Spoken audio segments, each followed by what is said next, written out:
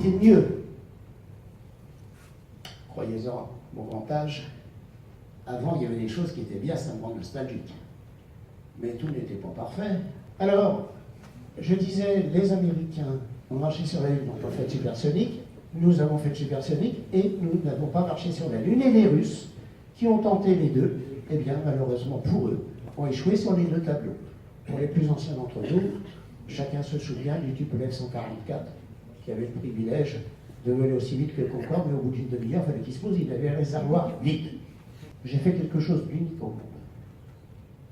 À savoir que Air France, exploité par les New York, faisait des tours du monde en Concorde, et puis louait des Concordes pour des agences de voyage, des tours opérateurs, pour que des gens comme vous, comme d'autres, eh bien, puissent faire un vol, se promener.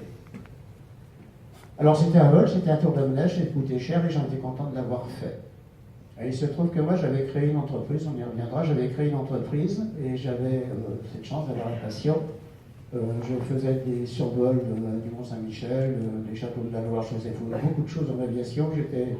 J'avais une équipe de 20 guides au musée de l'air, l'exclusivité des visites de l'aéroport de Roissy, et ceci et cela, et j'en passe et des meilleurs, jusqu'au jour où je rencontre des gens d'Air France qui me disent il faudrait qu'on se voit. Peut-être que quelqu'un me dira ça tout à l'heure, c'est un autre sujet.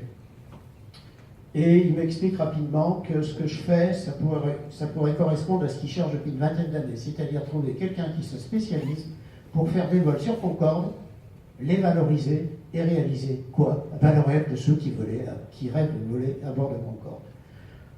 Il se trouve que j'étais conférencier au musée de l'air du Bourget, que j'avais, je l'ai dit à certains d'entre vous, l'exclusivité des visites de l'aéroport de Roissy, l'aviation d'hier le matin, l'aviation d'aujourd'hui l'après-midi, puisqu'on avait visité Roissy directement sur les pistes. J'étais patché comme un maréchal de l'armée rouge. Et pour conclure, eh bien, on partait pour faire un vol en Concorde. Voilà, c'était donc une fusée à 3 étages. Il n'y avait pas de grand, il n'y avait pas de petit, les gens partageaient un bonheur, il n'y avait pas de riches, il n'y avait pas de pauvres, les gens partageaient un bonheur qui était celui de voler à bord de Concorde.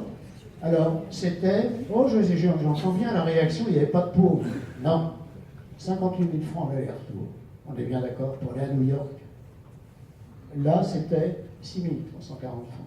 Et quand on allait à Carrefour, pensez bien que j'ai les arguments, quand j'allais dans l'agence de voyage de Carrefour, eh ben ça coûtait moins cher qu'un voyage en Thaïlande de 8 jours. Je sais bien, c'était 8 jours, sauf que là, c'était encore. Vous avez devant vous le type qui a conçu, vendu, réalisé les vols qui coûtaient cher, qui allaient nulle part, et en les faisant le plus vite possible. Fabuleux. Ouais, sauf que c'était le rêve des gens. Quels sont, très honnêtement, ceux qui auraient aimé voler sur Concorde, pas le jour du crash. C'était votre rêve, et ben voilà. Nulle part. C'était fait pour vous. Et les gens, à 16h30, rentraient en Concorde comme un mariage dans une cathédrale. C'était une belle époque. Concorde, c'est 100 passagers, mis dans un Mirage 4, qui ne va pas voler durant un quart d'heure, 20 minutes. Il va rester à Mach 2 durant 3 heures, parce qu'il faut traverser l'Atlantique, il faut aller à New York. C'est comme si il avait fallu mettre 100 passagers dans une balle de fusil, puisque Mach 2, c'est la vitesse d'une balle de fusil. Vous imaginez une balle de fusil sans passagers dedans? Là, c'était ça. Moi, j'entends toujours parler de réforme. En vérité, ce n'est pas de réforme dont on a besoin, c'est de projet. Les réformes, j'ai un peu l'impression qu'on déplace la poussière, que ça ne solutionne pas grand-chose. Par contre, si on avait des projets, si on avait des défis, si on nous disait dans 10 ans, voilà ce que nous serons, probablement que ça permettrait de construire plus efficacement, aussi bien avec ceux qui savent que ceux qui pourraient savoir. Vous avez peut-être entendu parler de l'aéropostale, en tout état de cause, vous avez entendu parler d'Antoine de Saint-Exupéry, de Jean Mermoz, d'Henri Guillaumet, et c'était lui, le patron de ça. Tout le monde avait dit, c'est pas possible. Eh bien, comme c'était pas possible, ils ont dit, on va le faire. Et ils l'ont fait.